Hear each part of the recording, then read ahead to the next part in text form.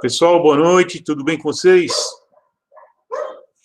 Então, esse é o nosso, talvez, quinto encontro de Geografia dos Recursos Naturais, ou sexto, deixa eu dar uma olhada aqui. Tenho tudo marcado. Quarto, 11/5. É nosso sexto encontro, tá? Hoje é 1º de junho, sexto encontro, certo? Eu vou conversar um pouquinho com vocês sobre as atividades do capítulo 5, que fala de hidrocarbonetos, combustíveis fósseis. Atenção que carvão mineral não é hidrocarboneto, tá? Há lugares que eles colocam tudo junto, petróleo, carvão, porque é muito parecido, né, a formação, e ele é hidrocarboneto mesmo, mas ele não é considerado. Hidrocarboneto é petróleo e gás natural, tá bom? Então, por isso que está lá combustíveis fósseis, porque aí você pode chamar de combustíveis fósseis os três, né? Tudo bem? Então, e também, e depois no outro item, né, 5.2, urânio, que embora não seja combustível fóssil, é um mineral usado para produção de energia, tá certo? E atenção, a rigor mesmo, petróleo não é mineral, apesar de ele aparecer como produção mineral, porque ele não tem estrutura cristalina, né? E quem é da geologia aí? Tem alguém da geologia? Tem a Tainá, né? Que era da geologia, mas acho que ela não... Não, a Tainá é da outra turma.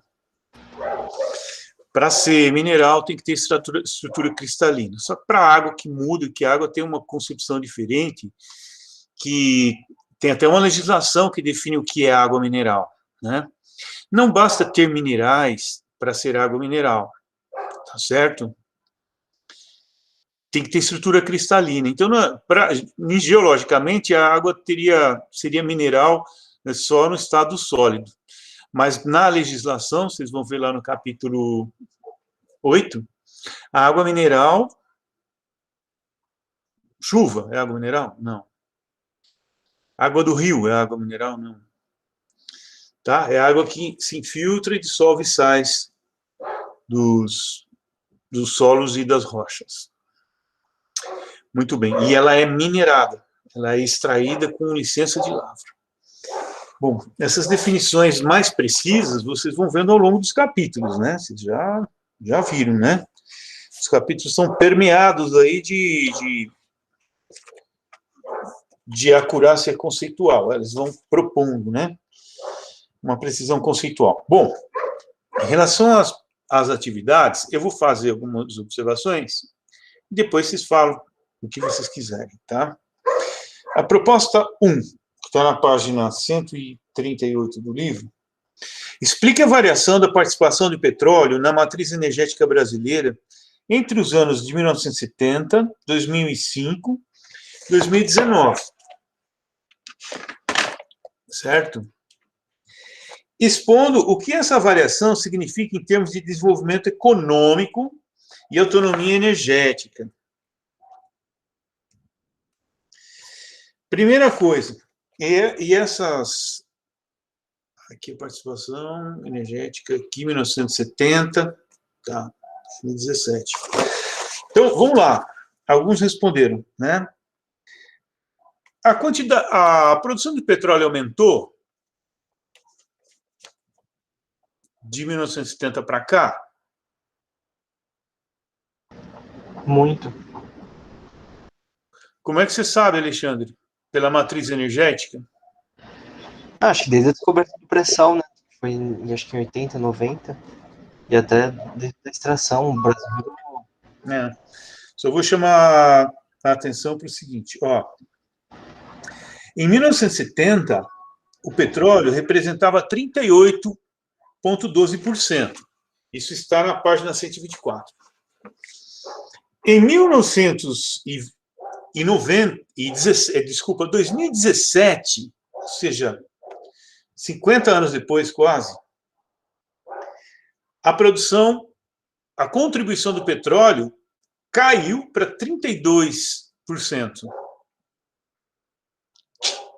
E agora? E agora?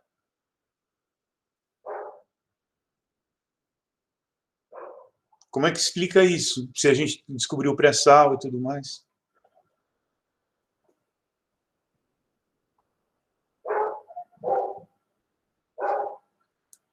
Estou ouvindo uns grilinhos lá fora. Aqui em Itapecerica tem muito grilo, sabe? Grrr, grrr. Que diminuiu a contribuição, como você falou, mas não em número absoluto. Isso, a matriz mostra sempre valores proporcionais ao total. Tá? Então, não caiam na cilada de que era 38, agora é 32, então diminuiu. Não. A produção hoje é muito maior. Em 1970, a gente importava a maior parte do petróleo que a gente precisava. Hoje, a gente exporta petróleo. Exporta a partir do pré-sal. Só que a gente importa derivados, como eu mostrei para vocês. Tá? Então, os valores de uma matriz energética em percentuais são valores relativos ao total, não tem valor absoluto aí. Por isso que eu provoquei o Alexandre, eu falei, como é que você sabe se as matrizes não trazem valores absolutos?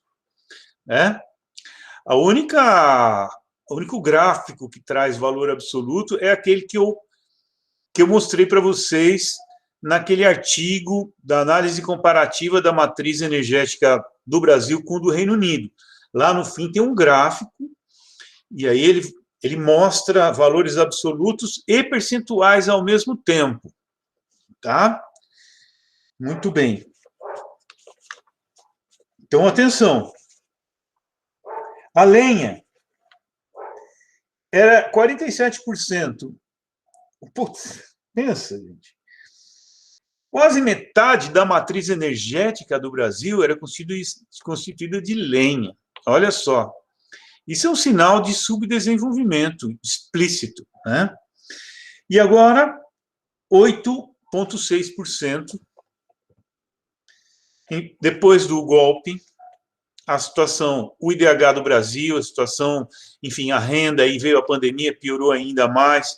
Eu tenho até um aluno meu de mestrado que está estudando o aumento do uso da lenha no Brasil. Essa queda de 47 para 88,5 não significa que diminuiu. Significa o quê? Outras fontes cresceram, então, proporcionalmente, a lenha diminuiu sua contribuição. O que eu queria dizer, assim, o que significa, porque a atividade está pedindo, né? Em termos econômicos, você ter uma variação dessas matrizes desse jeito, né? Tudo bem, você não tem valores absolutos, mas se você olhar para a matriz de 2017, você vai ver que muitas outras fontes entraram, fontes mais potentes, e as menos potentes, como lenha, diminuíram. Isso seria sinal do quê?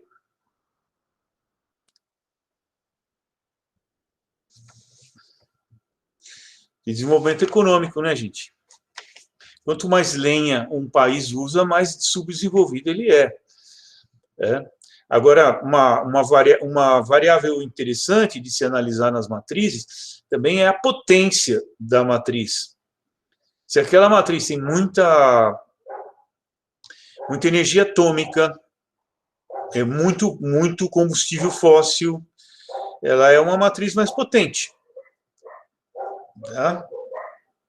Outra variável interessante é a sustentabilidade. Aí você vai ver solar, eólica, etc. Tudo bem? Então, o que eu queria observar é que essa variação nas matrizes, ela mostra um desenvolvimento econômico maior e também maior autossuficiência, maior autonomia do país e menor vulnerabilidade, porque com a matriz mais diversificada e mais equilibrada, o país ele fica menos vulnerável às variações externas, e, por exemplo, a Venezuela, ela é totalmente vulnerável, né? Dá uma canetada lá, muda o preço do petróleo e acaba com a economia deles. Tá certo? Então, o que significa o Brasil ter uma matriz mais diversificada? Se você for contar o número de fontes, nem muda. 1, 2, 3, 4, 5, 6, 7 para 8, uma coisa assim. Nem muda muito. Só que o que muda é que o tamanho dos gomos do gráfico de pizza estão mais parecidos. Não tem, como em 1970, quase metade é petróleo, quase metade é lenha. Olha só que grau de... E esse petróleo era quase... A maioria importado, né? Vocês viram no texto.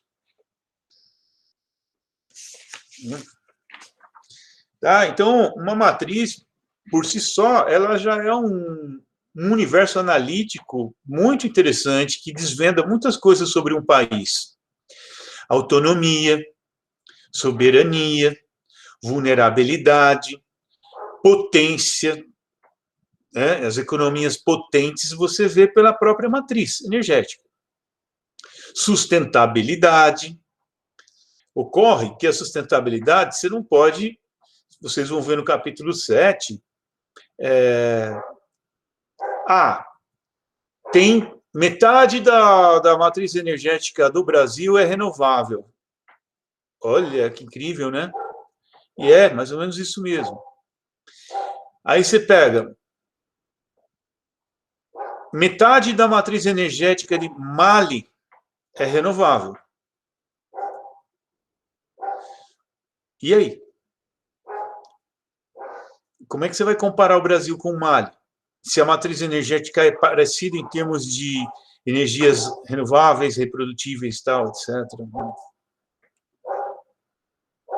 É?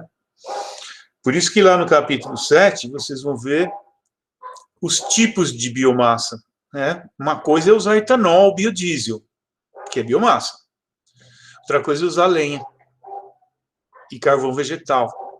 Tá? Lá na matriz vai aparecer como renovável.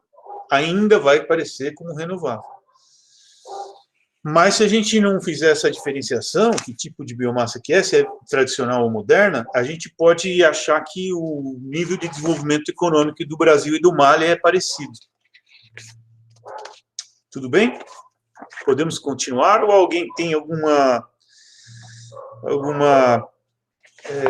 observação a fazer em relação a essa primeira atividade que eu corrigi?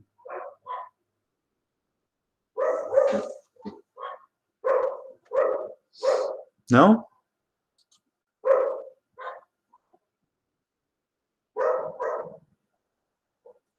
Fala, Igor.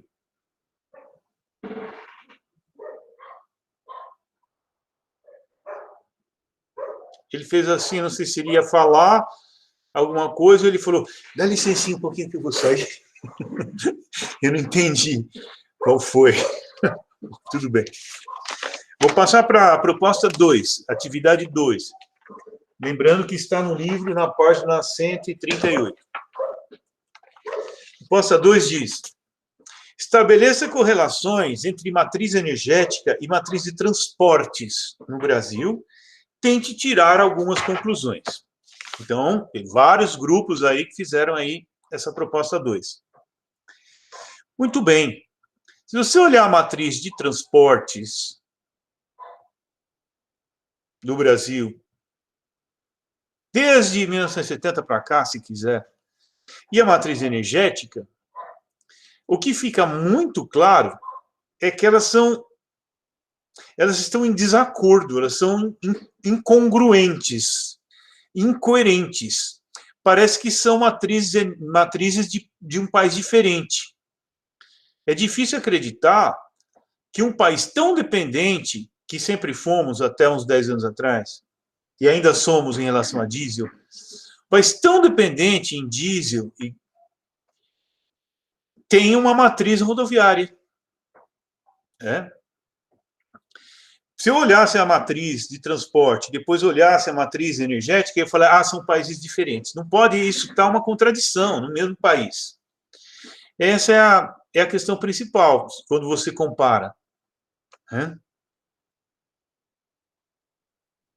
Como é que a gente tem uma matriz de transportes predominantemente rodoviária, sendo que a gente sempre foi dependente aí de diesel, e a gente sabe que caminhão só roda diesel, né? Ônibus também, praticamente.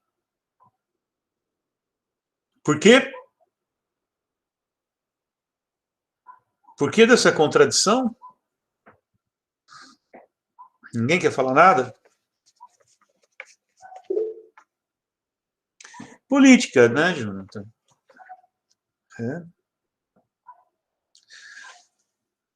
Eu quis dizer, acenando com o dedo, que não tinha nenhuma questão. Tá. É uma questão duplamente política. Né? Primeiro, é uma falha política, é uma falta de um planejamento nacional, né, que causa essas incoerências, essas contradições. E segundo, é a subserviência do país, aí é uma questão mais geopolítica até do que política, aos fornecedores, às montadoras, às 7 irmãs do petróleo, né? Isso se agravou muito na época de Juscelino, né?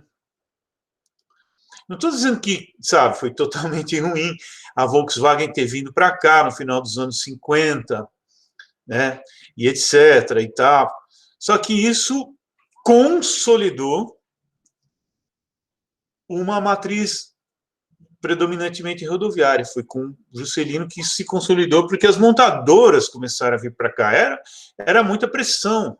Vocês viram, né? As 7 irmãs, as montadoras, um país como o Brasil, gigante, nossa, isso vai dar muito lucro.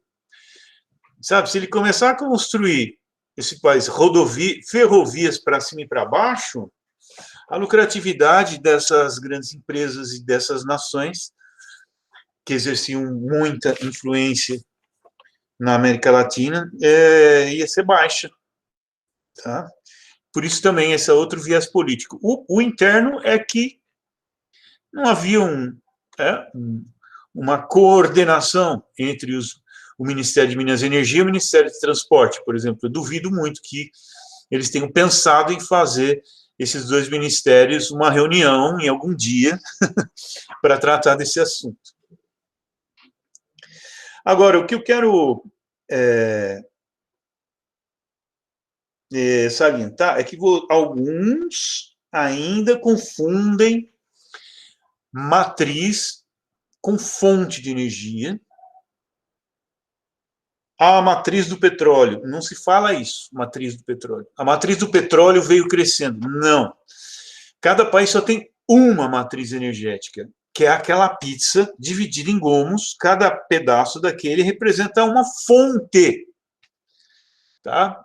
Então, o que compõe uma matriz são diversas fontes de energia. E o que compõe uma matriz de transportes? Porque eu já vi também matriz rodoviária. Matriz rodoviária não existe, gente.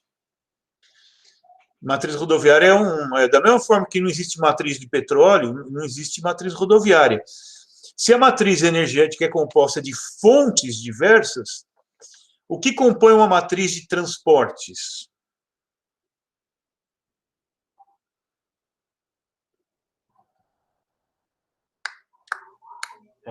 Fontes de transporte, né? Ferrovia, hidrovia, rodovia.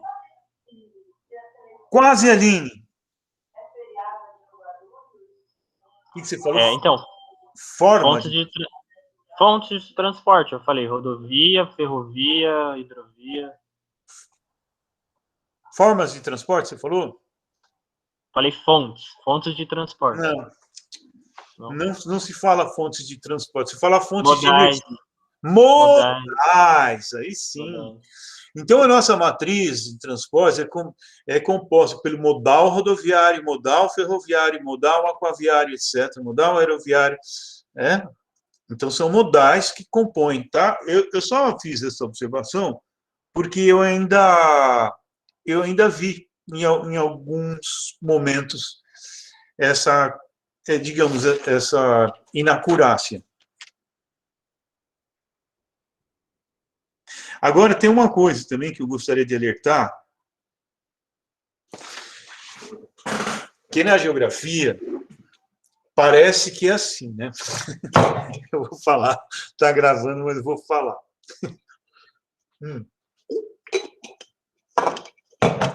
Tem que ser contra alguma coisa a priori. Não é bem assim, né? Então, se tem hidrelétrica, eu sou contra. Imagina, o mundo inteiro gostaria de ter uma matriz elétrica baseada na hidroeletricidade. O fato é que, se ela for mal feita, ela vai gerar menos energia e causar muito impacto. Se ela for bem feita. Então, da mesma forma que eu sempre disse a vocês que não existe energia boa ou ruim a priori, lembra que eu falei e vou falar mais vezes, tem que analisar o contexto e a forma como aquela energia está sendo produzida. Né? Uma hidrelétrica, uma termoelétrica a carvão é uma coisa, uma termoelétrica a gás natural é outra. Se naquela região amazônica os rios são a maior parte de planície e tem muito gás natural, então naquele contexto pode ser interessante complementar a matriz elétrica estadual, porque existem matrizes estaduais também, né, com termoelétricas. Então, não tem essa história de, se tem termoelétrica, se tem nuclear, sou contra. Não, a gente não analisa assim. Da mesma forma, como eu já falei isso, estou repetindo, também a gente não pode assumir essa mesma postura diante de modais de transporte. Porque a gente tem uma tendência, não sei se é influência da mídia ou das celebridades que vão abrir a boca lá sem entender nada, a gente tem uma tendência a amar, idolatrar energia eólica e solar, e condenar todo o resto. Mesmo em regiões que não dá para produzir eólica e solar, vai lá a gente da celebridade, vai falar aqui, né? Da mesma forma, a gente tem uma tendência a amar hidrovias e ferrovias e odiar ferrovias, que a geografia é dicotômica, né? Ou ama e odeia, ama uma coisa e odeia a outra. Então, cuidado para não assumir essas posturas a priori, tá certo?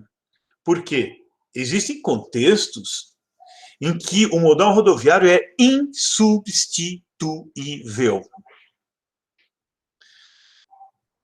Qual um contexto desse, por exemplo?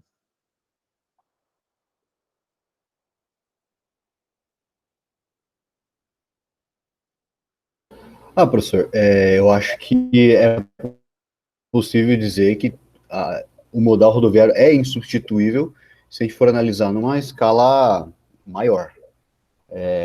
Porque de longe é o modal que oferece mais... gostou, né, professor? Oferece mais capilaridade.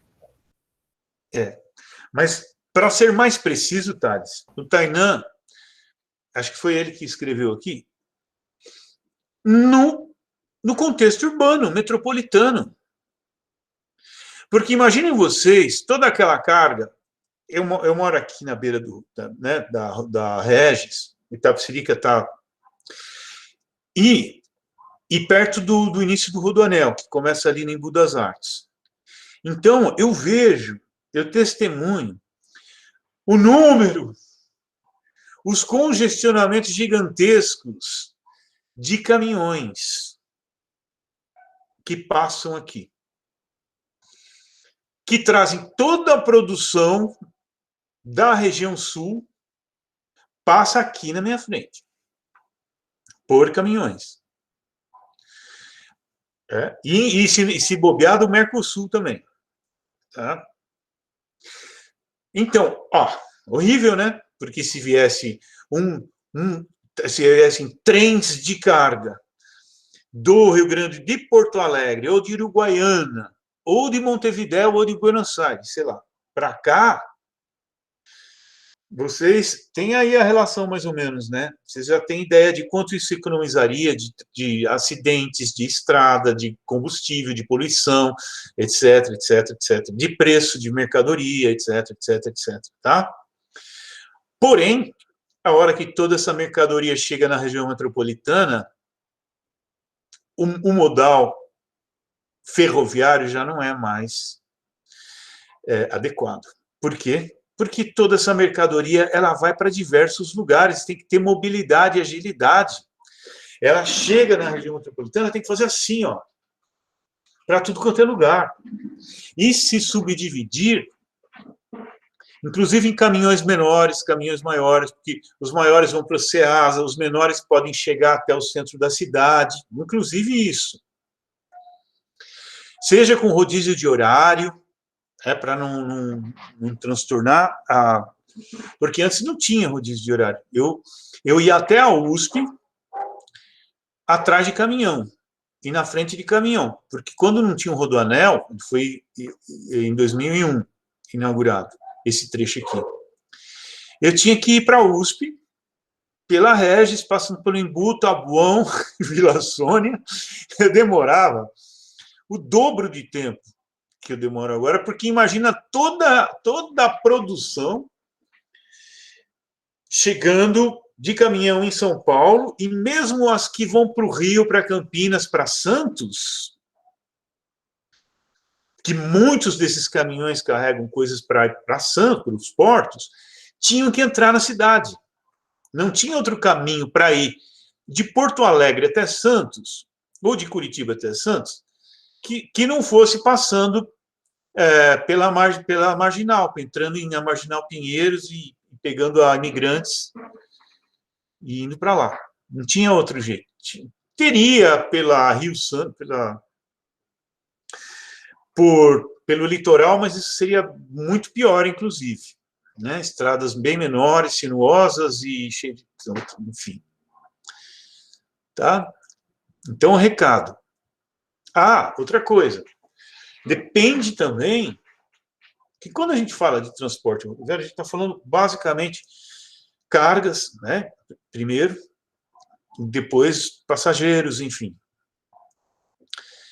Vocês sabem que no período de 2006 a 2014, antes do golpe, um setor que cresceu muito é a fabricação de vagões e trilhos no país, muito.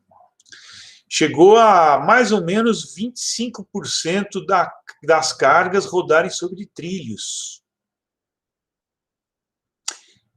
Que cargas? Para ter esse aumento tão expressivo. Mercadoria vindo da soja, vindo da não sei de onde, para cá, para Porto Santos, e cargas para ter um crescimento tão expressivo. Minério de ferro. Então, o investimento da Vale nas ferrovias para ligar Itabira com o Porto de Tubarão, em Vitória, lá do Carajás para levar o minério até o Porto de Itaqui. Então, o volume aumentou muito de carga sobre trilhos. Só que não aumentou por causa da exportação de minério de ferro, que aumentou. Tá bom? Então, não basta a gente olhar, né? Olha que legal, 25% da carga roda sobre ferrovia, né? Olha, quer dizer, estão progredindo não, a Vale está progredindo. Tá? Porque nem um trem de passageiro colocam lá, que eu acho que deve ser obrigado a colocar um trem de passageiro. Quer concessionária, né, dessa ferrovia, tá, mas tem que de tantas horas colocar um trem bom de passageiros. E última coisa, quando vocês forem analisar o modal de transportes, também tem tipo de carga. Né? Como não tem, eu já falei, não tem a priori boa ou ruim, E, além do que, tem bom ou ruim, de acordo não só com o contexto, que sempre vocês vão ter que analisar, mas de acordo com o tipo de coisa que está sendo transportado.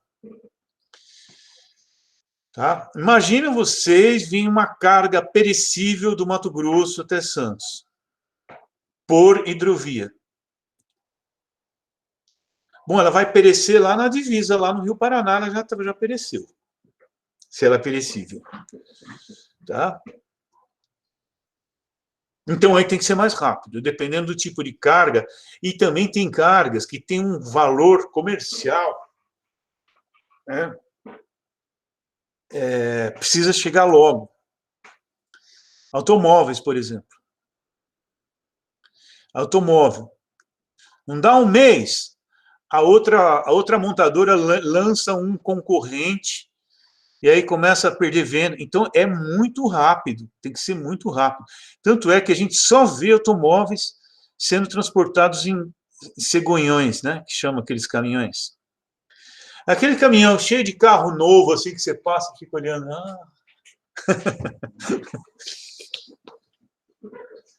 Tá? Então, analisem sempre isso. Qual é o contexto? Se é contexto metropolitano, que tipo de carga e tudo mais. Tá? Não dá só para olhar lá para a matriz e tirar conclusões. Tá? Da mesma forma da energética, né? Como eu mostrei, aquela biomassa é o quê? É cana ou é etanol? Faz uma grande diferença. Né?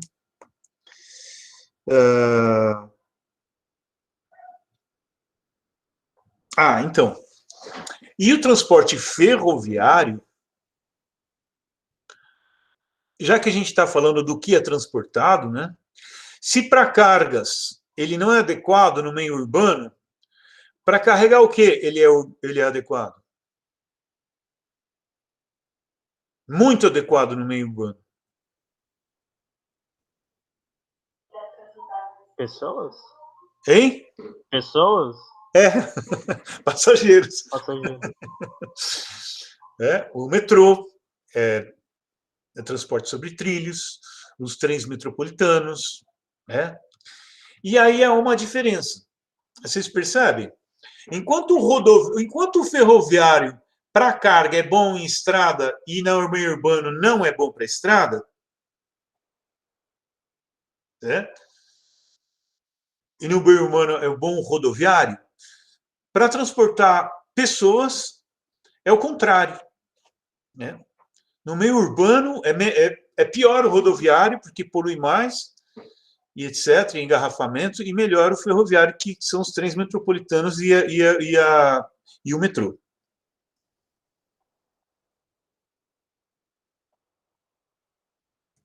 E tem uma diferença também. Transporte ferroviário em meio urbano é elétrico. Tá?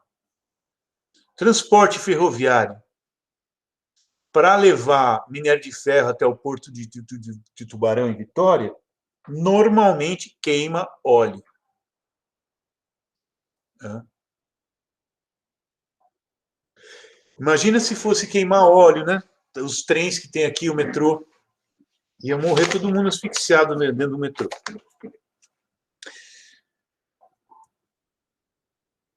Pessoal, no contexto urbano aqui. Vocês ainda falam assim, empresas americanas. Isso me dá um incômodozinho. Alguns. Isso, na mídia Nossa, Jornal Nacional. Cada vez que eu escuto isso, me dá um.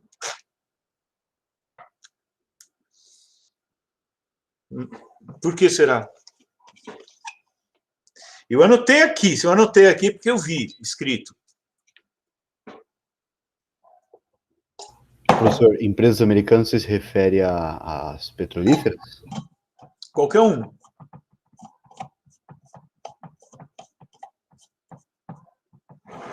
Porque tem também a British Petroleum, se for se tratar só de petrolífera. Tem um monte. Norte-americanas. Isso é um rançozinho da minha geração. Norte-americano. Justo. Não americano.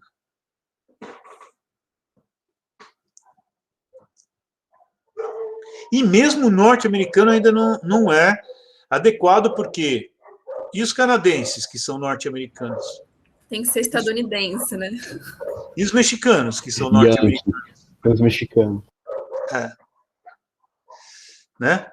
Então, eles que se virem... Porque os latinos, eles falam estadunidenses, né? Muito bem. Deixa eu ver da proposta 3. Eu não tenho nada especificamente. Compare uma usina termoelétrica movida a carvão com uma usina termonuclear no que se refere a 1. Geração de energia. 2. Impactos ambientais. Então, eu dei de bandeja... Lembra quando eu disse que, para a gente fazer uma comparação, uma análise, eu tenho que definir variáveis analíticas? Tá bom, você vai analisar o quê da energia? Você vai comparar o quê entre a energia, a termoelétrica a carvão e a termonuclear? Mas eu já dei aí. Eu chamei a atenção disso quando vocês fizeram análise comparativa da matriz energética do Brasil com de outro país. Falei, para fazer isso, você tem que estabelecer parâmetros de análise. Você vai analisar o quê? Qual é mais sustentável? Qual é mais potente? Qual é mais diversificada? Qual é mais sei lá o quê? Aí pega essa variável, analisa na matriz A, na matriz B. Aqui eu já dei. Eu dei uma fonte de energia A, uma fonte de energia B. Termoelétrica, termonuclear. E eu quero pedir que vocês fizessem uma análise comparativa no que se refere a geração de energia e impactos. Em geração de energia, o livro traz uns dados assim, bem emblemáticos, né? 1 quilo de urânio pode gerar energia equivalente a 3.000 toneladas de carvão mineral. Né? E imaginem o que tem de impacto, porque vocês viram que o carvão mineral ele é negativamente e ambientalmente impactante, e desde o início, né? Desde a produção até o uso, até pós-uso, porque ele gera muitas cinzas. Um volume muito grande de cinzas. As termoelétricas movidas a carvão do Rio Grande do Sul, que é o lugar onde mais tem, estão gradativamente sendo substituídas a gás, né? Vocês viram que o gasoduto Brasil-Bolívia tem uma ramificação lá para o sul. Então, em termos de energia, você poderia falar o quê?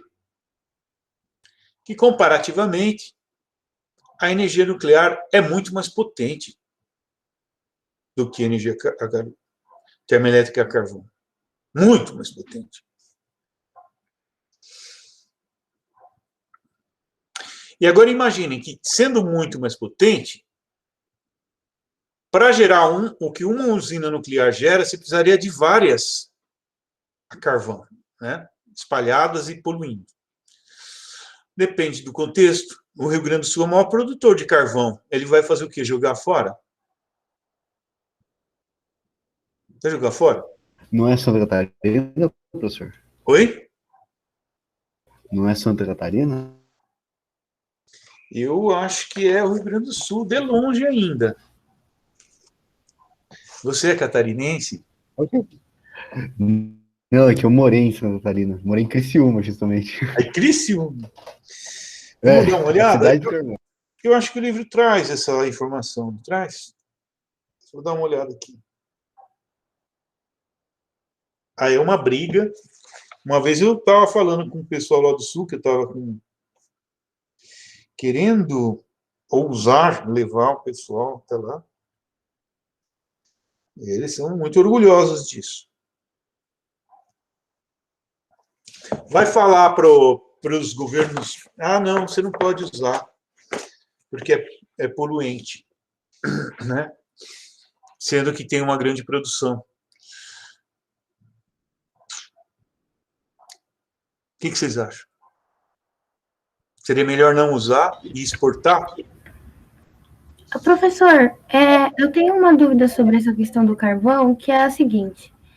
Você sempre fala isso, que toda energia, toda fonte, a princípio, não é boa nem ruim.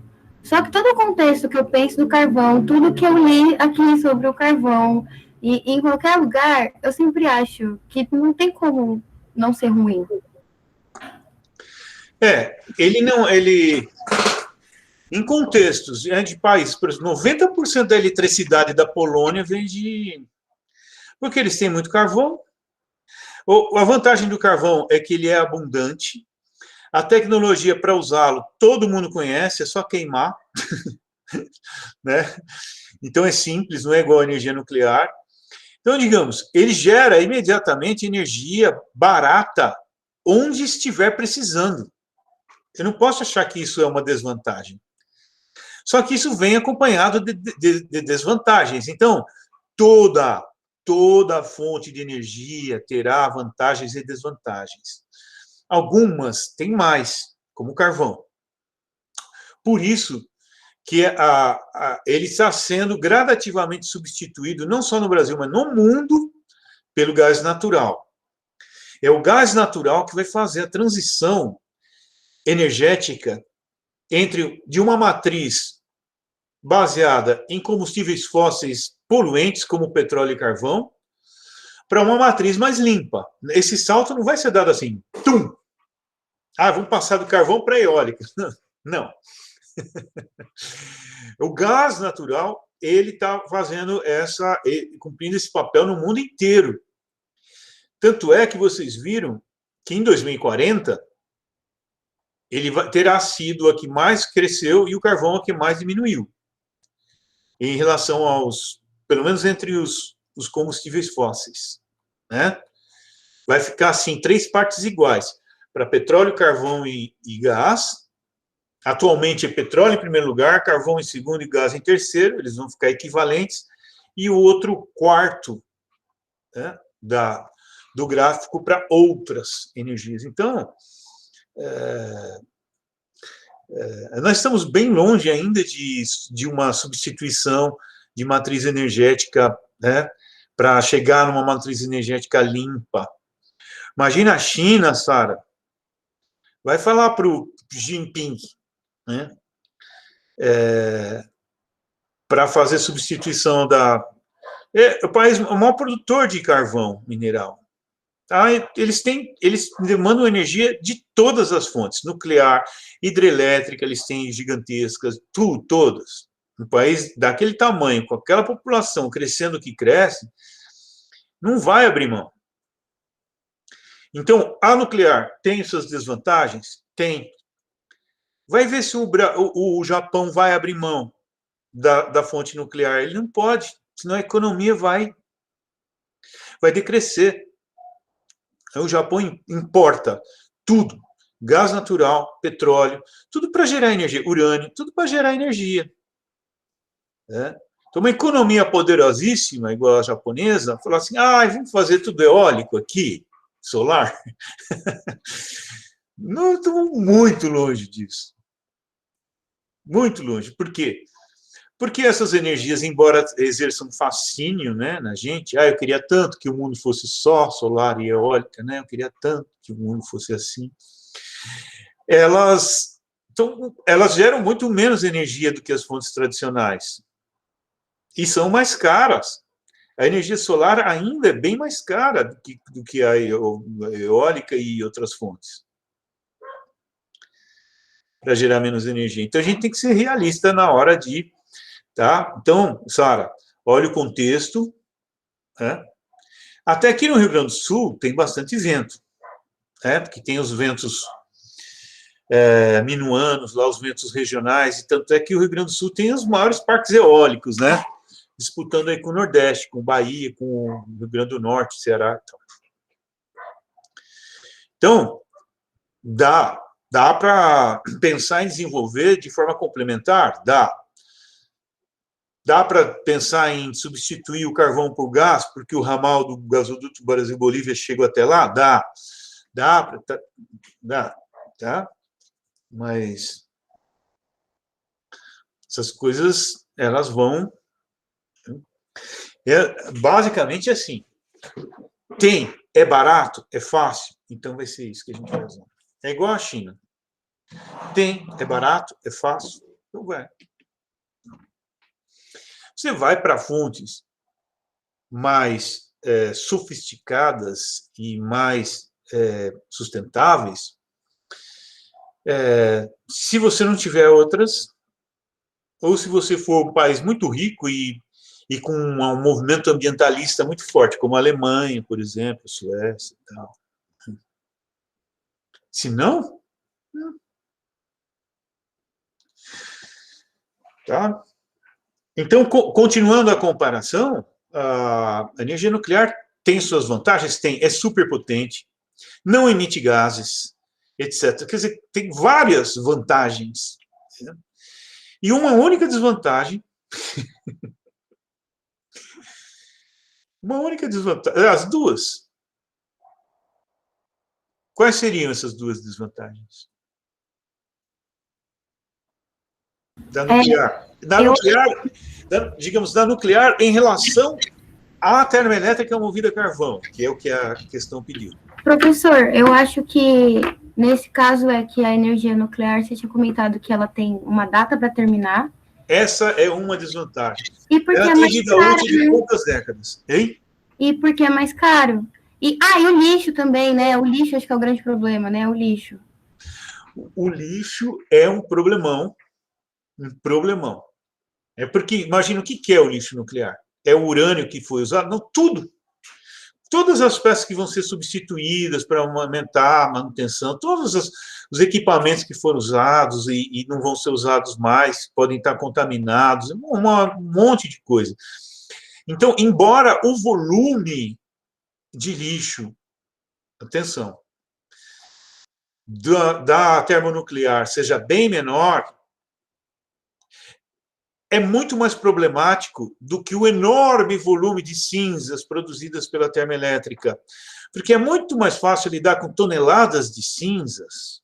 Inclusive, vocês viram, né, no livro, as cinzas das termoelétricas a carvão, da siderurgia também, estão sendo usadas em agregados, em cimento, em concreto. Né? Ou seja, reutilizadas.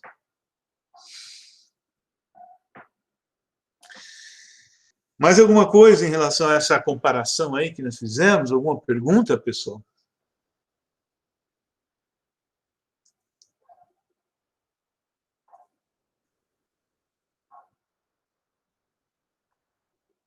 Claro, se você tem a possibilidade de usar gás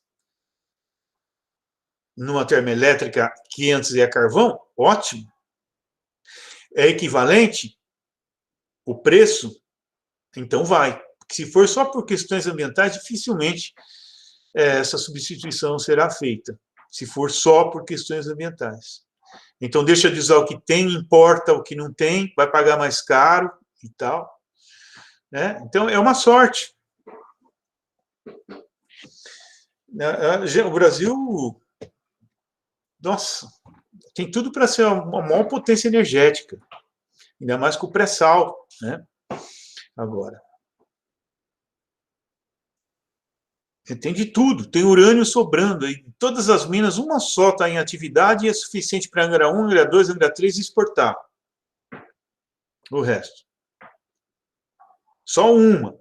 E só 25% do país foi prospectado. Todas essas minas, elas são resultado de 1/4 do território brasileiro que foi explorado, para saber se tem ou não.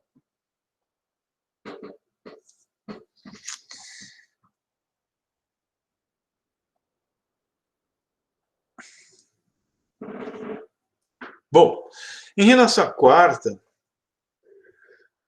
a quarta diz o seguinte: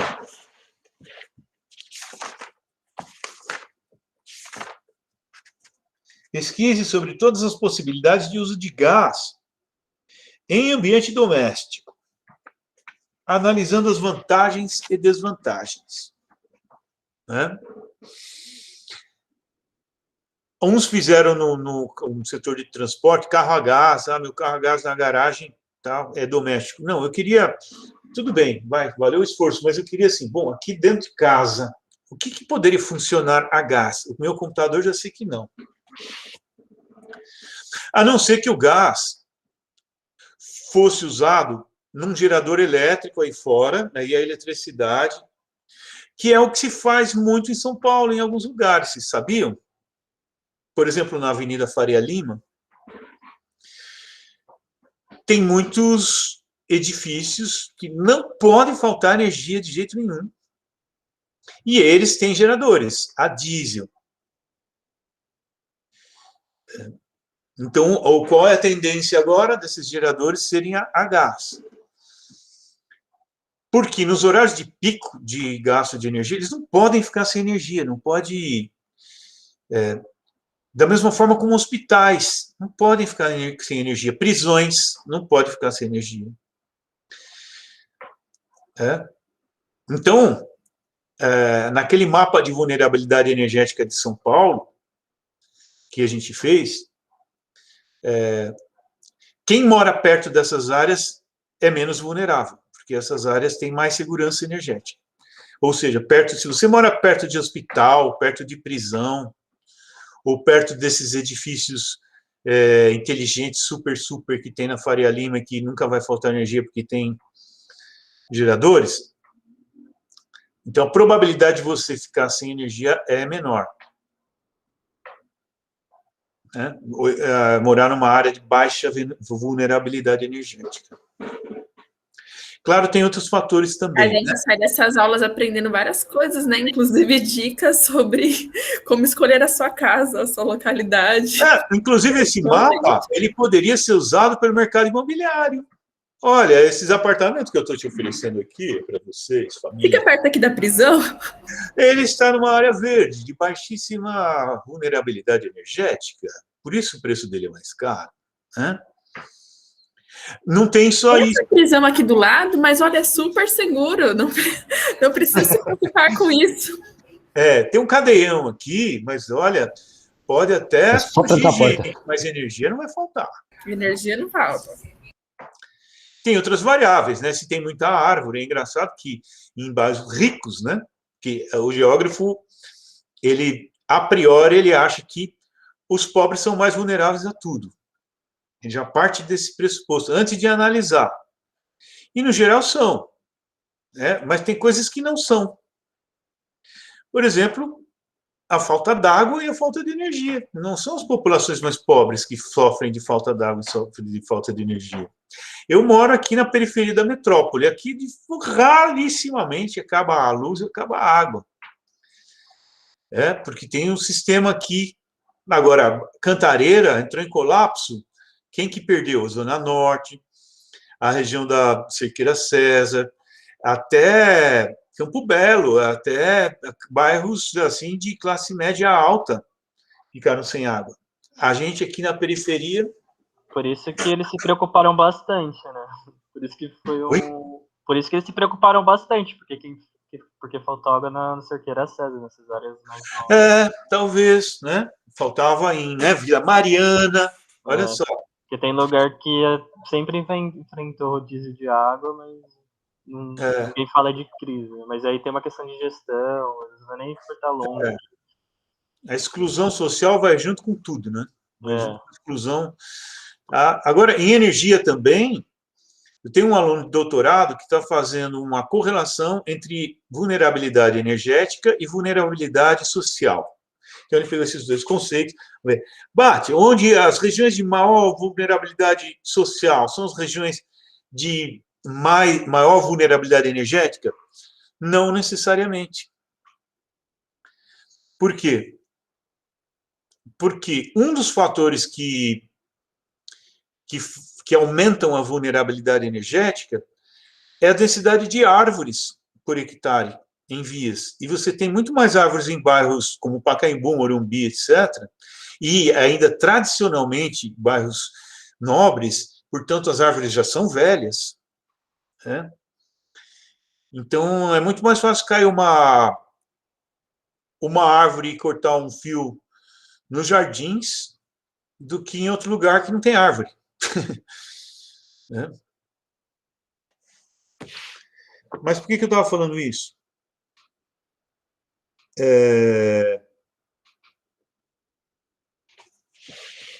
Acho que eu já falei o suficiente. Então, não partam de respostas automáticas. Tá? Professor, eu fiquei com uma dúvida. O meu grupo fez essa questão. Existe algo além de cozinhar e aquecer o chuveiro que pode ser usado? Então, desculpa, eu já ia passar. Era aí que eu estava querendo chegar. Quando eu falei do gás, olha só como a gente viaja, né? Putz, eu viajei. Eu fui falar do computador que não podia ser ligado a funcionar a gás, a não ser que tivesse um gerador ali, a gás que gerasse. Eu lembrei da Faria Lima, foi. Então, boa pergunta, mas essa pergunta eu fiz para vocês. A proposta número 4, eu que estou perguntando, né? Pense em formas possíveis, né, de uso de gás no ambiente doméstico. Alguém pensou em alguma coisa além de... Tainan está tentando te passar a perna. Oi? Tainan está tentando te passar a perna, professor. É quase que eu caio nessa. Não, pô, já entregou já. Só tô querendo saber, porque eu pensei em 4, a gente consegue pensar em 4 coisas, que além de 4 cozinhar, coisas, vamos lá. Primeiro. A geração de calor, que é para cozinhar e aquecer o chuveiro. Tá, então vamos falar agora de usos, né? Usos. Cocção. Né? Porque geração de calor é para todos os usos, então dispensa essa parte. A não ser que seja... Mesmo que for um gerador ali no quintal da sua casa, ele vai gerar calor para esquentar a água para gerar energia elétrica. Então, uso. Primeiro uso que você mencionou, a gente chama de cocção. Segundo. Então, agora está com medo de falar. Não. Então, aí os outros dois foi para o carro e para a geração de energia elétrica, né? Já como gerador, né? Como combustível para gerador. Não, eu que falei isso. Não, mas eu tô falando que a gente colocou isso também na resposta. Aí eu queria saber, como não tem um notebook a gás ainda. Mas o que mais? Fácil. O segundo uso é fácil. Chuveiro. Chuveiro a gás. É muito mais racional você esquentar água com gás do que esquentar água com eletricidade. Por quê? Porque é mais racional.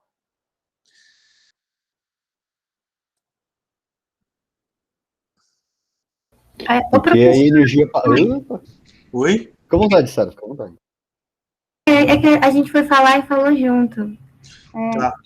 Menos perda de energia. Perda de energia. Olha, pensa num chuveiro elétrico, ele não é ineficiente. Quase todo o calor que ele gera esquenta a água.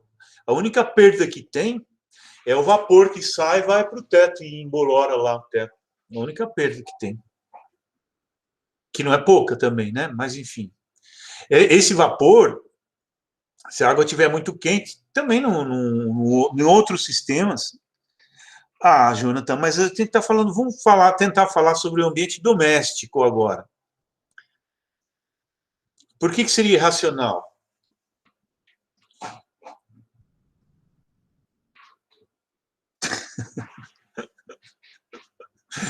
Tá bom, Aline. Acho que porque passa por menos transformações. Pessoal do fundão aí, ó, Aline, pessoal do fundão, falou que não dá choque o gás. Seria porque passa por menos transformações, professor? Esse é um bom raciocínio. Você imagina se a eletricidade que chega na tua casa vem de uma termoelétrica movida a gás. Aí você usa o gás para gerar energia elétrica, para depois fazer todas as transformações, térmica, cinética, etc., para esquentar a água, o vapor da água gerar turbina, gerar corrente elétrica. Essa corrente elétrica vem, até ela chegar aqui, ela já teve alguma perda no meio do caminho. Depois chega lá, você vai esquentar a água de novo, fazer a mesma coisa que ela fez lá no início. Então, por que não esquenta logo aqui? encurta esse caminho, né, por exemplo. Então, é uma questão de racionalidade. E outra, como a energia, como tem muita coisa que só funciona com eletricidade, todo o universo eletroeletrônico e meios de comunicação e transporte por trilho urbano, então é uma forma de você liberar essa energia para os usos nos quais ela é absolutamente indispensável, né? E aí não se corre tanto o risco de faltar energia elétrica, porque você está usando só a energia elétrica para onde ela é exclusivamente, essencialmente necessária.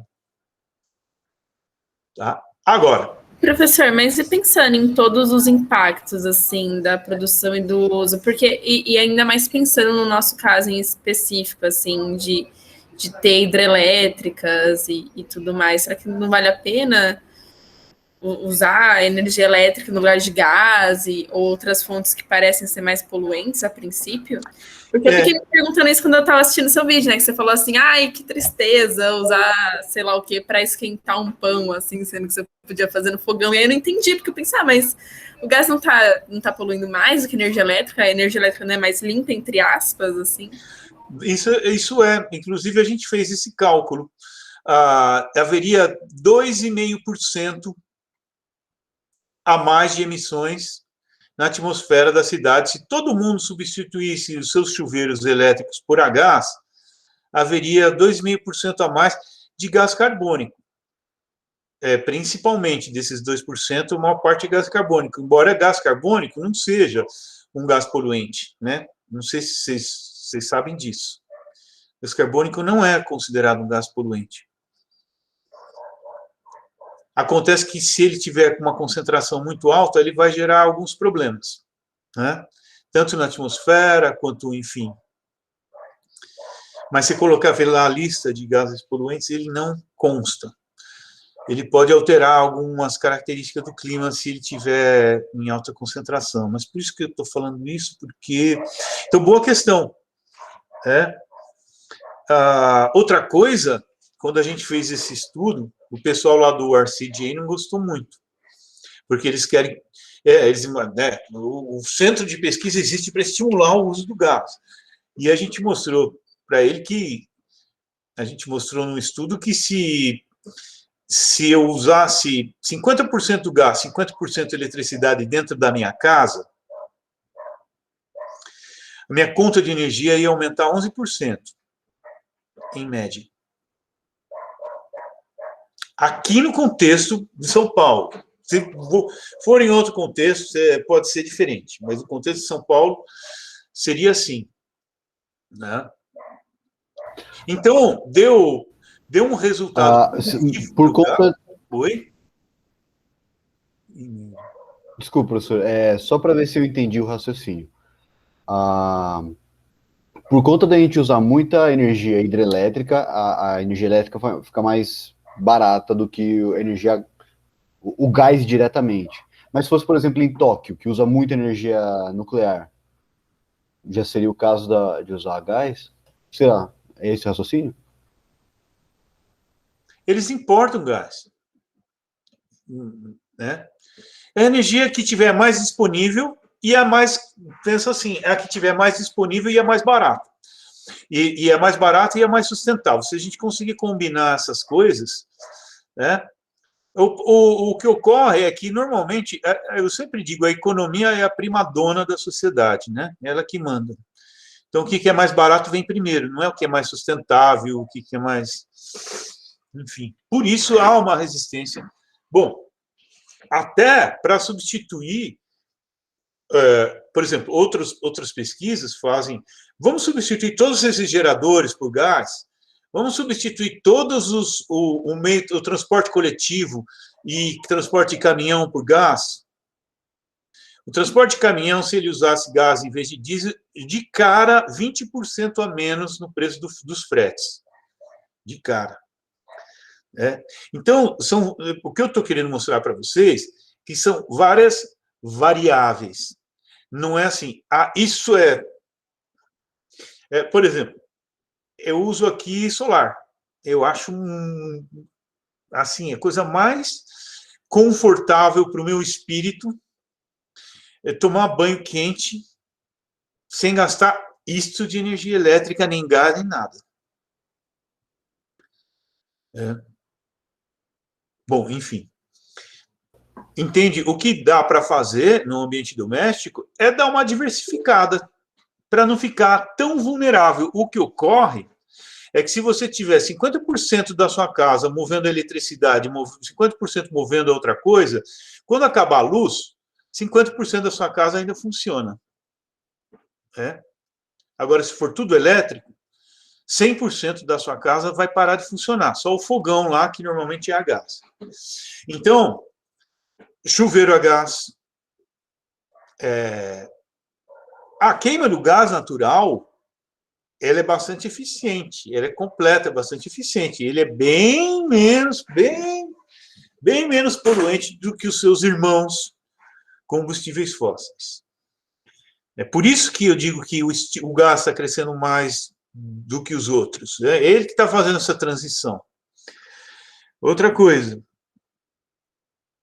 para fazer essa substituição, tem que ter oferta, tem que estar disponível e tem que ser um preço. Ninguém vai fazer isso se dobrar minha conta de energia. E outra coisa, além disso, refrigeração pode ser a gás. Sabiam? Ar-condicionado pode ser a gás.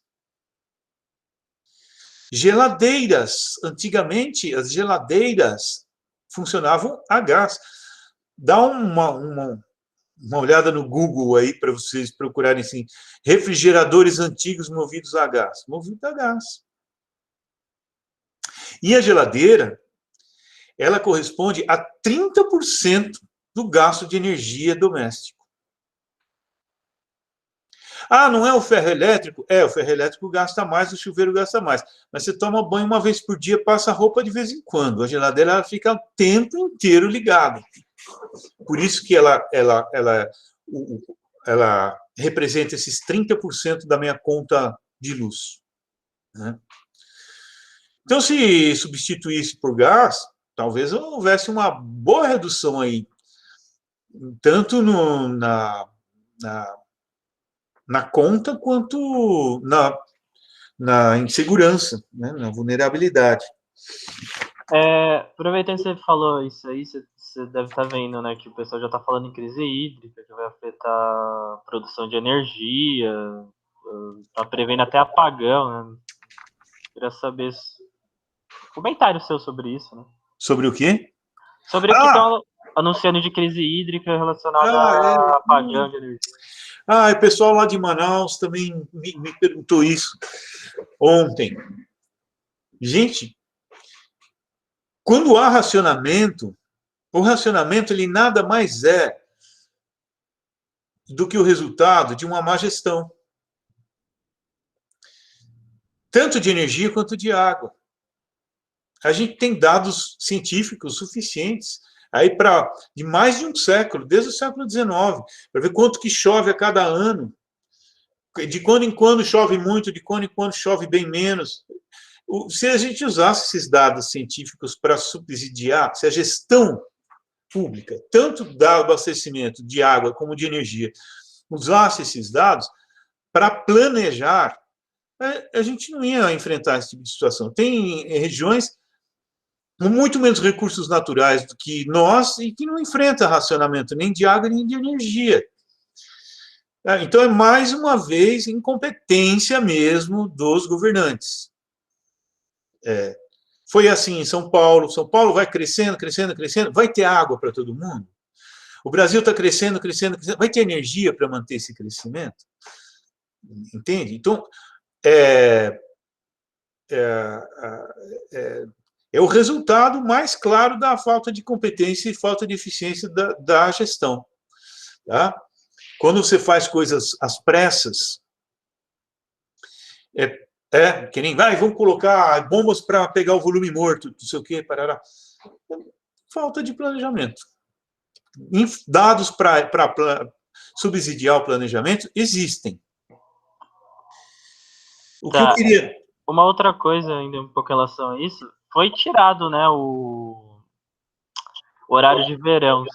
Ele ajudava muito mesmo para economizar energia? Em algumas regiões, sim. Nas regiões de latitudes médias, sim. Lá nas latitudes mais baixas não faz a menor diferença, porque o dia e a noite têm a mesma duração o ano inteiro. Né? Na maior parte do Nordeste e da região Norte, não tem diferença entre verão e inverno. A incidência solar é a mesma, de dia, de noite, de dia, de noite. O dia dura o mesmo tanto de horas e a noite o mesmo tanto de horas o ano inteiro. Então, não faz sentido. Mas seria a caso dele voltar agora, como você anuncia aí, ou... Sei lá. Em algumas regiões faz, sim, diferença. Sim, como era antes. Né? Porque eu sei, porque a região norte e nordeste, parte dela não pegava horário de verão, era mais daqui faz sim, faz sim. Lembra das perdas energéticas do capítulo 4? Lembra? Então, a implantação de um horário de verão, ela seria o equivalente à redução de perdas de energia na operação do sistema energético. Não é nem no projeto, nem na manutenção, mas na operação. Entende? Tanto é que em inglês, como chama em inglês horário de verão? Alguém sabe? Summertime, não. Não é summer hour, não. Summer. Não tem summer. Power saving alguma coisa. Energy saving time. Ou seja, né, o próprio nome já diz que isso vai, sim. Principalmente em determinadas latitudes, né, e assim economicamente muito pujantes, em que você vai ter um monte de prédios de escritórios aí acendendo a luz antes do horário, do que um horário que seria necessário, se você não fizesse o Energy Saving Time, né? Professor, mas dá para a gente colocar horário de verão em uma parte só do Brasil e na outra não? Tipo, Claro que sim. Isso não sempre é feito. Muitos horários? Bagunça, mas isso é sempre assim. Não se coloca horário de verão no Brasil inteiro, nunca. Se excluem regiões aí, principalmente Nordeste e Norte, estão sempre excluídas do horário de verão. Mas por que tiraram, então? Olha... Bolsonaro. Por quê? Porque a gente tem um Bozo governando esse país. Eles tiraram o horário de verão, aí a Copa América vem para cá, em plena pandemia, enquanto vacina não vem, mas a Copa América vem. Ministério do Meio Ambiente não existe mais, praticamente. O ministro vai lá, pega a carga ilegal de madeira e manda embora. É por isso, entendeu? Mas eu sou otimista. Sou otimista porque está com os dias contados. Vai acabar, né? Algum dia acaba. O que eu queria dizer em relação ao gás é que... eu contei para vocês do diretor da Comgás que foi lá, ficou interessado no nosso mapa, porque ele queria expandir a rede de gás em São Paulo. Aí eles contaram, a gente está com um planejamento de, em algumas regiões, instalar tomadas a gás. Tomadas de gás nas casas. Uma tomada ali, se enfia um negócio, em vez de vir eletricidade, vem gás. Que interessante, né? Para usar para quê? A gente pergunta. Será que se eu for nas Casas Bahia, eu vou conseguir comprar uma geladeira a gás? Não. Vou conseguir comprar um ar-condicionado a gás? Não.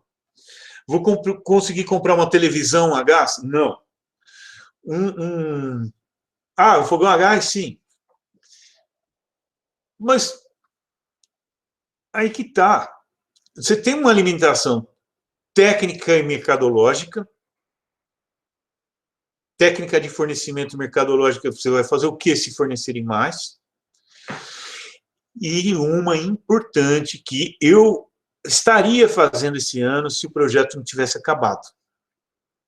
Que durou 6 anos para mais 6. Aí eles só deram continuidade para os projetos mais voltados a questões de clima.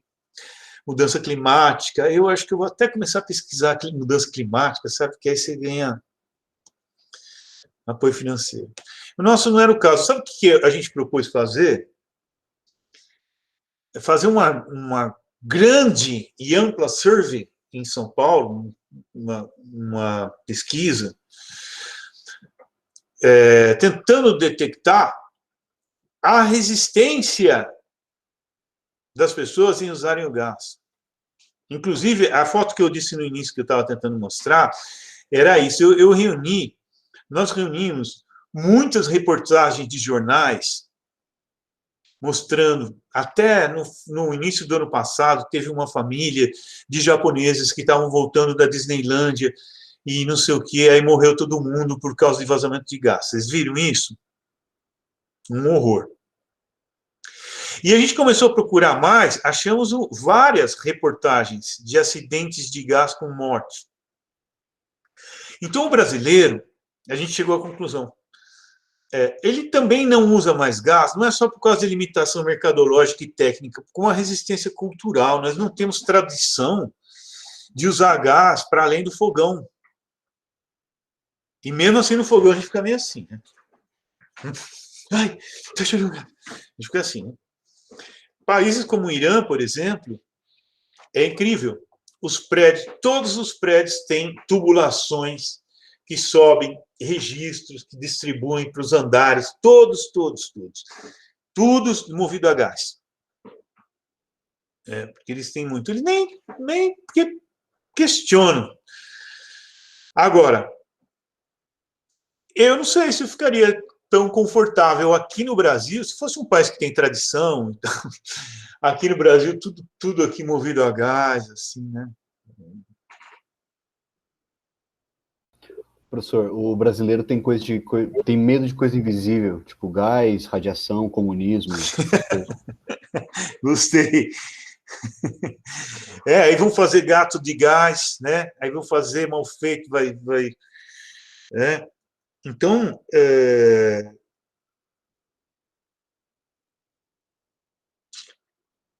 o gás natural, é importante saber, ele é bem mais seguro do que o GLP, o de botijão. Porque ele é bem mais leve que o ar, ele dispersa muito mais rapidamente, se você tiver ventilação.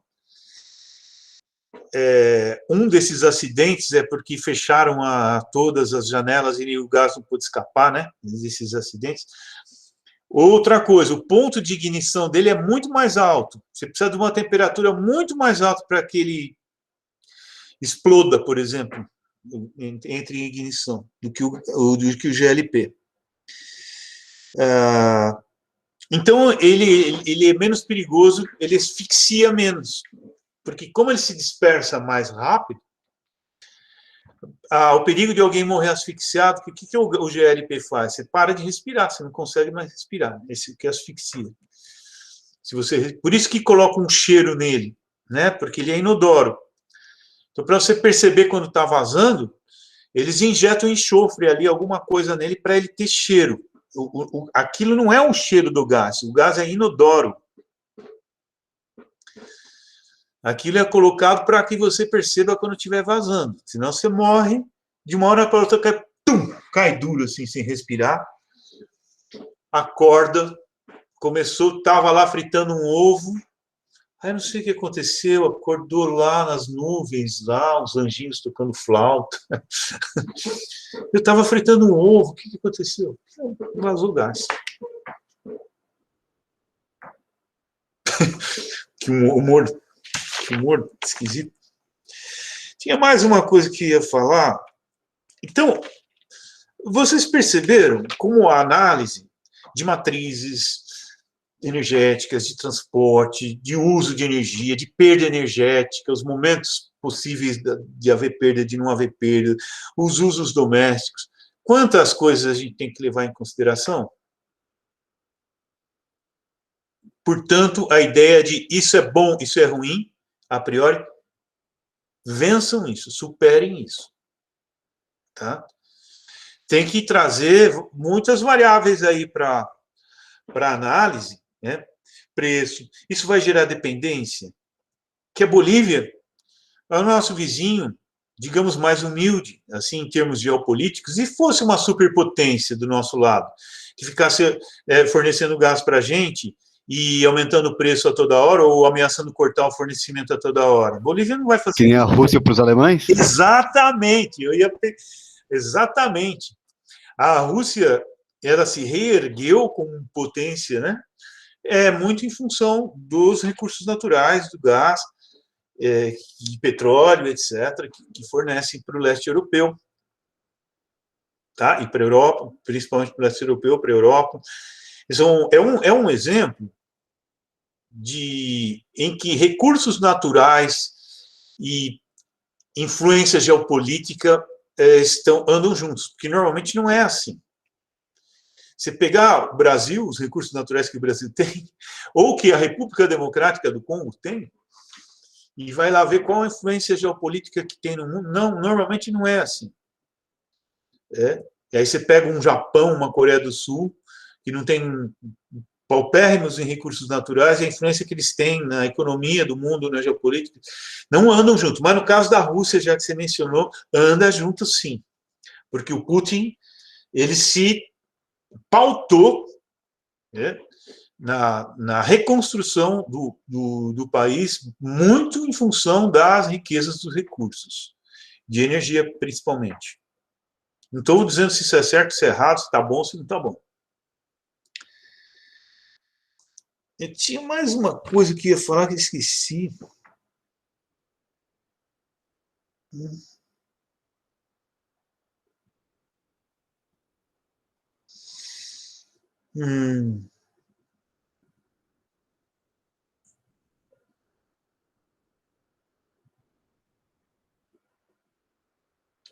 Será que o Thales está vendo o desenho animado? Ele está rindo bastante. Tom e Jerry. Eu conversando com a minha namorada, professor. Ah, tá. Tá bom. Falando sobre a aula, inclusive, mas tudo bem. Eu pensei, será que está vendo Tom e Jerry? Alguma coisa assim.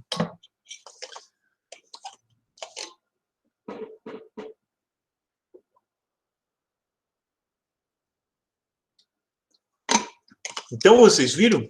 A gente estava analisando o uso do gás pelo aspecto, né, pela variável econômica, pela variável sustentabilidade, racionalidade, pela variável técnica, mercadológica. Eu chego nas Casas Bahia, não encontro nada. E a variável cultural também. Digamos que tenha tudo isso. O preço seja bom, tá? Tenha... nas lojas 100 eu encontrei um ar-condicionado a gás, uma geladeira a gás, oba, não sei o quê. Mesmo assim, ainda tem uma resistência, que é um fator cultural, por falta de tradição. E isso pode ser mudado? Gradativamente, sim. Né? Gradativamente, sim. Mas professor, tem vantagens? uma pergunta. Ai, foi mal. Eu falo assim, vantagens da gente fazer alguma transição para gás nessas coisas aqui no Brasil, sendo que a gente tem... Olha, eu acho que de imediato a vantagem maior seria nos transportes, nos veículos automotores e transporte público e de carga, porque isso ia reduzir muito, mas muitíssimo, os níveis de poluição na metrópole. E ia reduzir tanto que esses 2,5% do chuveiro aí, a gente ia estar em muita vantagem ainda. Quando eu falo de chuveiro, por quê? Eu lembrei. É assim, a cocção, ela consome aproximadamente 27% da energia doméstica. Eu disse que 30% era a geladeira, né? O fogão, ou seja, a cozinha é um grande consumidor de energia. Então, basicamente, o padrão das casas é ter fogão a gás. Não importa se é GLP, se é gás de rua. O gás de rua que vem não é GLP. O GLP é gás que é feito de petróleo. O gás de rua que vem é o GN, né? O gás natural, que é um recurso natural, diga-se de passagem. O GLP não. Eu não entendi por que não. Você tinha falado, não sei se você falou se estava no livro, mas eu não entendi porque não era. Não é um recurso Ele já é natural. transformado, ele é o gás liquefeito de petróleo. O recurso natural é o petróleo. Se você mexe, passa por processos ali para o petróleo para fazer gasolina, para fazer GLP, para fazer querosene, para fazer esses produtos que vão saindo assim, não são mais recurso natural. Recurso natural é o petróleo. O GN não. O gás natural é aquele gás que normalmente está associado ao petróleo. Quando sai petróleo, ele sai primeiro. Mas você não faz nenhuma modificação nele, vem prontinho para usar. Ele vem como gás natural. Claro, tem vários processos envolvidos na captação, no transporte, não sei, talvez na purificação também tenha, não, tem um pessoal que estuda isso, para deixar ele um pouquinho mais limpo, algo assim. Não sei, assim, mas ele é um recurso natural, tá? Então, como a gente fez esse cálculo, né? Eu não tenho um rapaz que está se formando em geografia, que ele também é engenheiro químico, ele que me dava uma ajuda nessa parte de cálculo, e foi ele que me alertou para não considerar o CO2 como poluente, porque não é correto. Bom, o engenheiro químico me falou isso, então eu vou acatar. Depois eu conversei com mais pessoas e vi que é assim mesmo. Bom, se a gente pegar, digamos, eu cozinho com gás, 27% da minha energia é... Se eu trocar o meu chuveiro por gás, eu já vou chegar em 50%. Tá? Em média.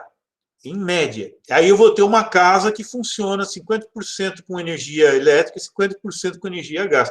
Só essa substituição. E a gente usa muito isso, porque é o mais provável. Próximo passo a gás na sua casa, o que seria? Muito mais provável um chuveiro de água quente do que um ar-condicionado de água quente. Eu digo em média, porque tem outras variáveis a serem consideradas.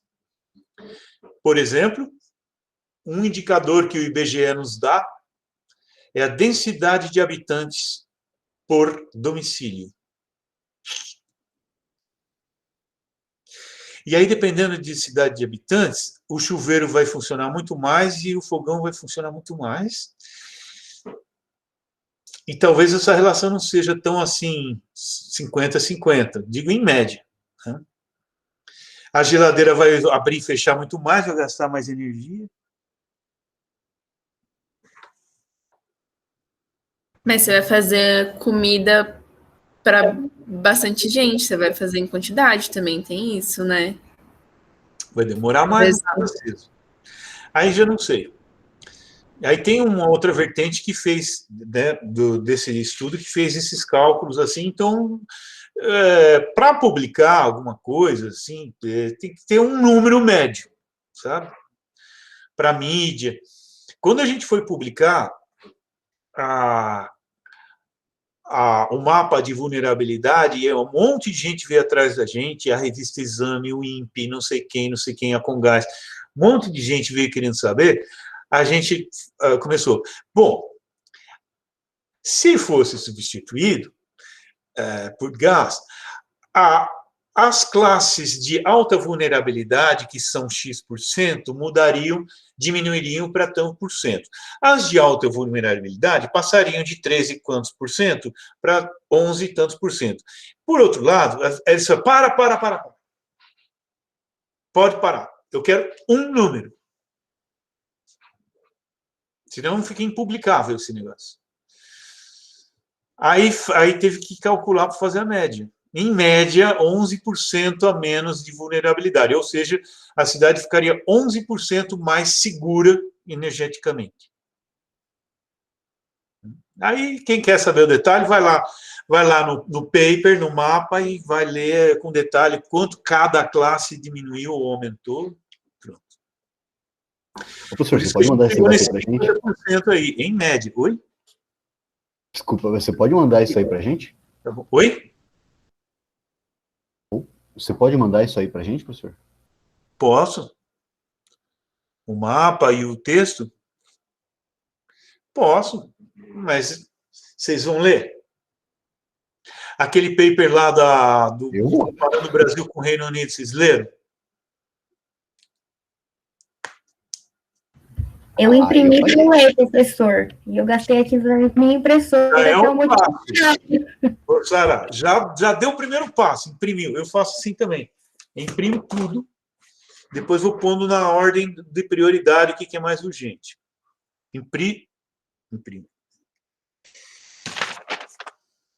Bom, pessoal, na verdade, eu não tenho mais nada a falar em relação às atividades, era isso que eu tinha anotado.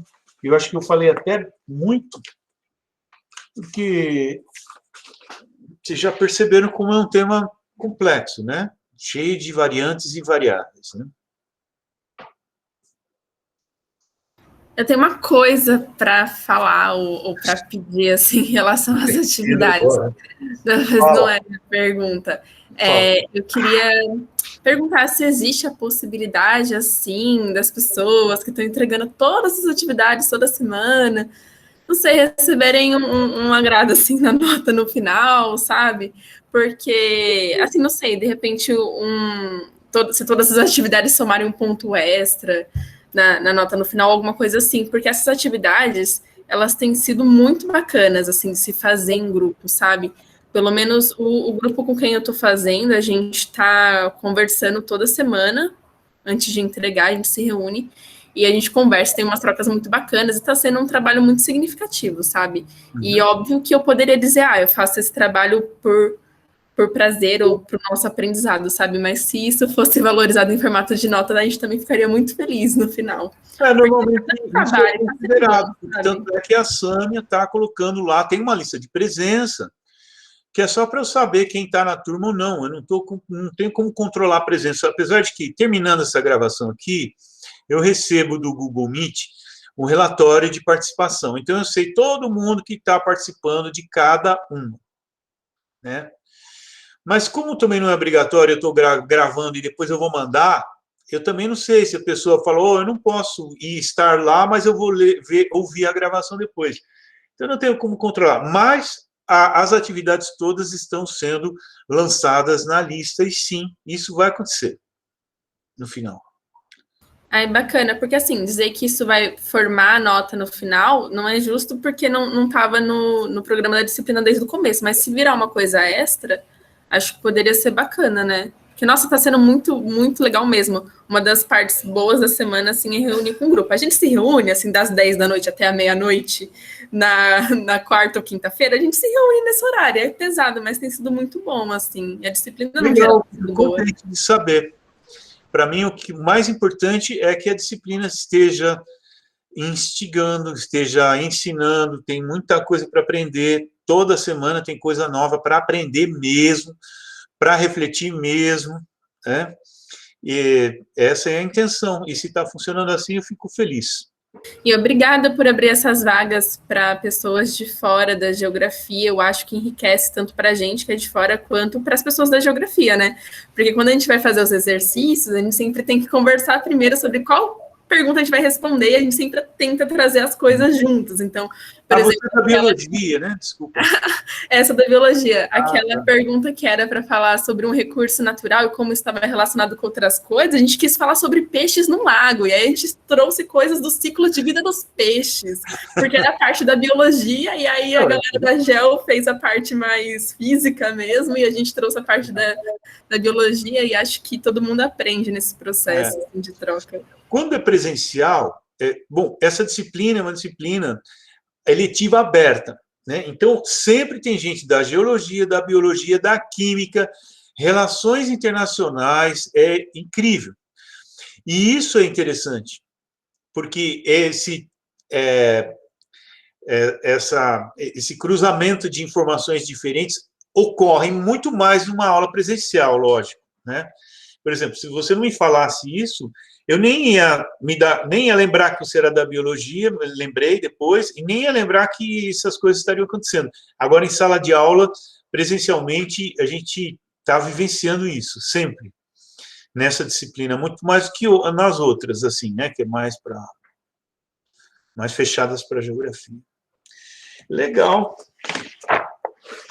Tá bom, gente? Então, por favor, não engulam discursos pré-formatados para pegar esse discurso e ficar vomitando, isso é bom, isso não é bom, aquilo é politicamente correto, isso não. Não. Vocês já perceberam que vamos ver que contexto que está, vamos ver as variáveis que estão sendo envolvidas, que mercadoria que está levando, para onde que está levando, se é para o ambiente urbano, se não é, que energia que está usando, etc.